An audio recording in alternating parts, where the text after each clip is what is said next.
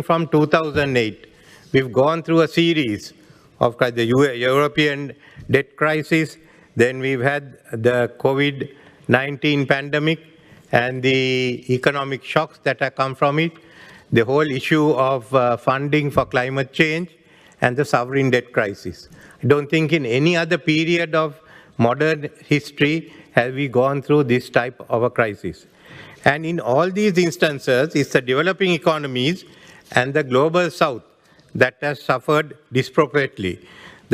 We are now faced with stubbornly high inflation in advanced economies, oil prices edging towards US $100 a barrel, and monetary tightening by the global central banks. One example is that Sri Lanka's exports to Europe has not increased at all this year, so far this year.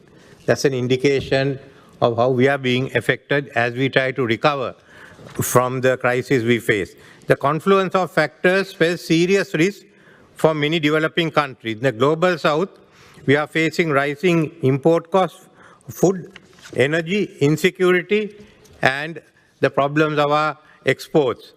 The resulting balance of payment stress translates into a weaker economy for all of us. The difference between the advanced economies and the developing nations is that you all have all the buffers and reserves to deal with these shocks. We haven't. And it's from here that the sovereign debt crisis started. In this context, I think the world may be on the cusp of another crisis if corrective measures are not taken immediately. Many developing countries find themselves with large debt burdens. For example, IMF has no mechanism to face this new situation. When Sri Lanka declared bankruptcy, all foreign funding ceased. And that started the political crisis. If not for the help given by World Bank in regraduating Sri Lanka and the help given by my old friend Samantha Powers in funding us with fertilizers, the chances are that I would not be able to come here today. I would not have been in the position. It's so bad. And there's no way in which you can help any country which declares bankruptcy. But in this case, especially, I am glad that Germany is doing its part as the largest culminative contributor to the Green Climate Fund.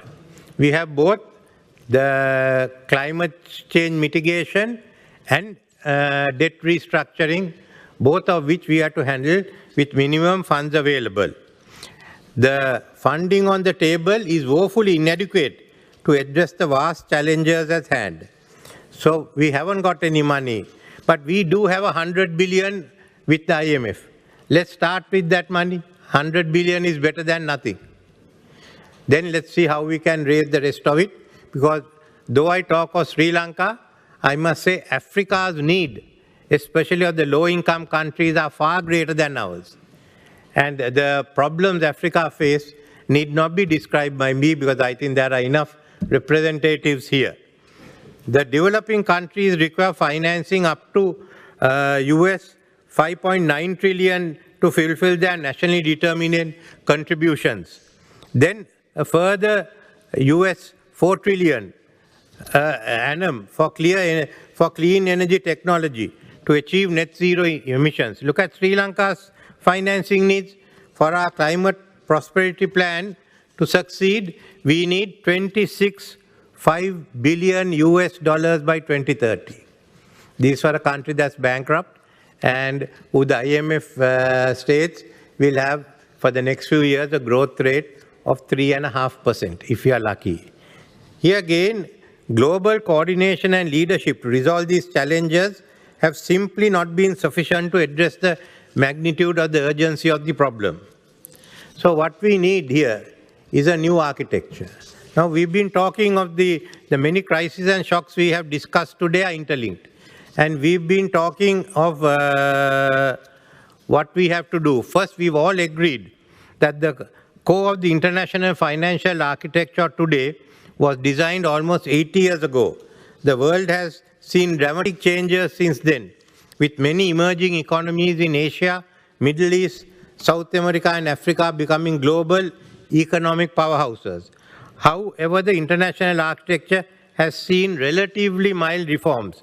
The international financial architecture available makes the debt restructuring too complex. This we have all agreed on. The magnitude of the challenges discussed today requires ambitious action.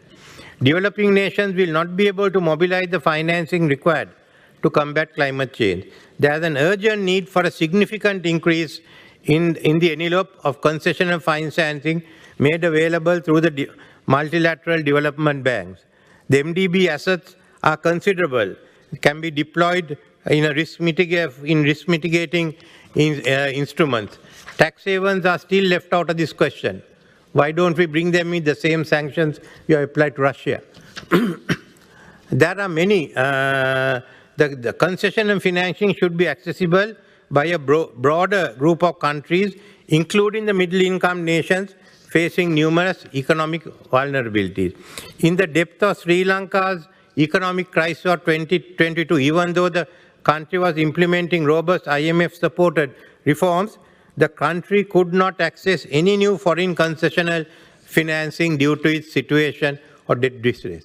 I must tell you that the negotiations with the IMF is certainly not tailored for these situations. It's still the old way of negotiating. So what do we require? I think we have a whole lot of proposals, starting from the Bridgetown Initiative onwards, as how to deal with it. The Paris Climate Summit is preparing a roadmap. Now, I'm not going to add anything more to it. All I'm saying is choose from this. Let's act.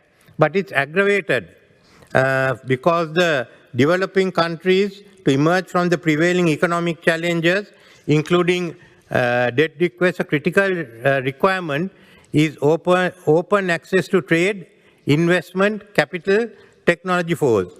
But unfortunately, the great power rivalries and geopolitics have been an emerging threat for such market success. The Washington consensus was rejected in Jake Sullivan's address at the Brookings Institute, with new concept of de-risking and decoupling. The developing South, which was compelled to follow the Washington consensus, is now asked to do a 180-degree turn even without consultation with us. Since decoupling and since the Brookings speech, whatever it is, we have been asked to change the system. We were compelled to get into it. Now we are told this is no longer relevant. Furthermore, Belt and Road Initiative has been labeled as a cohesive program, and the participating countries like Sri Lanka is looked upon with suspicion. This will further hurt economic prospects in the global South, and the polarization will become more evident. For a country like Sri Lanka, we are learned to live with pressure from America, India, and China. I mean, that's nothing new for us anymore. The United States is witnessing an acrimonious run-up to the 2024 election year, which will detract from its ability to lead in this instance.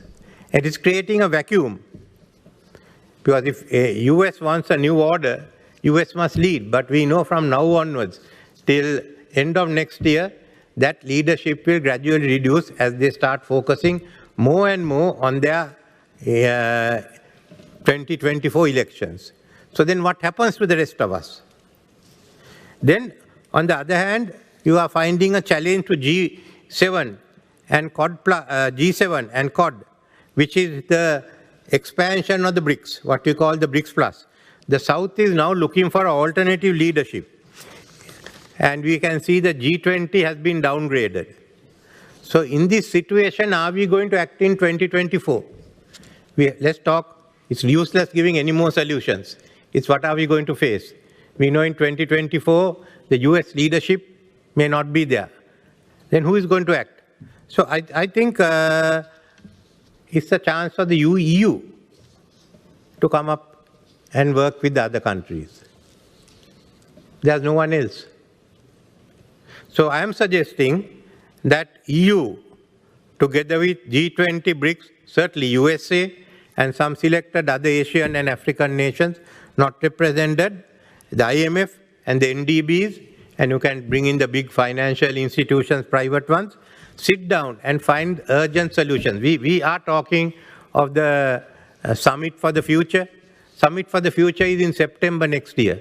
Elections are in November next year. So I can't see a Summit for the Future bringing anything out before the elections take place in 2024. But 2024 is the year to act. We are watching 2024. And whether we can come up with a new international architecture that better reflects the global realities of today and provides effective representation for those who need it. So we have the resources, we have the solutions, we just need the willpower to decide how it's going to be done. It has to be done urgently. We require a constructive dialogue between the West and China. We need a constructive dialogue between US and China. We need a constructive dialogue between EU and China. Otherwise, we will not move forward. So this is the stark reality. It's a question of how we get together and how we work and who's going to take the lead in 2024. Thank you.